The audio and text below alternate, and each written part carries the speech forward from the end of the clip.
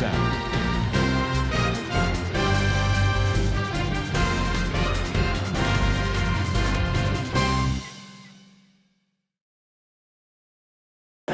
అంతేకాకుండా భారతదేశంలో మీరే చాలాసార్లు దీన్ని వివరించి చెప్పడం జరిగింది.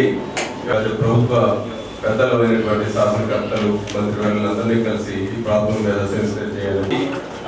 కన్స్ట్రక్షన్ రంగానికి ఏ విధంగా మూలం అనేది 10,000 రూపాయలు అయిందనేది ఒక్కసారి ఆలోచించి దీని మీద ప్రభుత్వానికి ఏ విధంగా దృష్టిని ఆకర్షించే విధంగా చేస్తే బెటర్ అనేది ఆలోచించాల్సిన అవసరం ఉంది.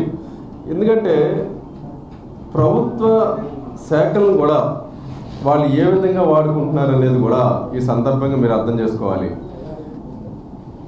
అంటే గవర్నమెంట్ నిర్దేశించినటువంటి ఇసుక రీచ్ల్లో కాకోకుండా వేరే చోట ఎక్కడి నుంచన్నా ఇసుక తీసుకొచ్చినట్లయితే దాన్ని కట్టేలు చేయాల్సిన బాధ్యత ఖచ్చితంగా గవర్నమెంట్ మీద ఉంది. కానీ ఆ నెపంతో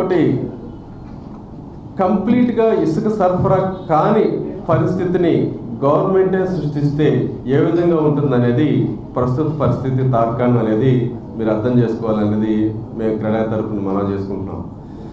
ఎందుకంటే ఎప్పుడు దాదాపుగా 200 లారీలు వైజాగ్కి సరఫరా అవుతుంటాం అనేది మనం చూస్తున్నాం.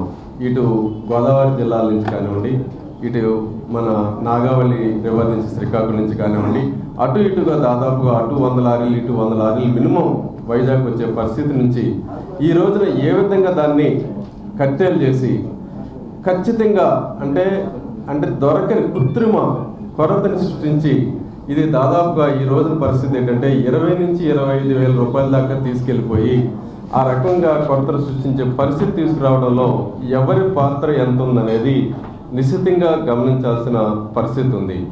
ఈ పరిస్థితిని గతంలో ఏ విధంగా అయితే మీ సపోర్ట్ తోటి మేము ముందుకు తీసుకెళ్ళి గవర్నమెంట్ దృష్టికి తీసుకెళ్ళి ఇది పరిష్కరించుకోదలుచుకున్నాము, అదే విధమైన సపోర్ట్ తోటి మీరు ఈ విషయం మీద స్పందించి దీన్ని ప్రభుత్వ దృష్టికి తీసుకెళ్తారని అనుకుంటున్నాం.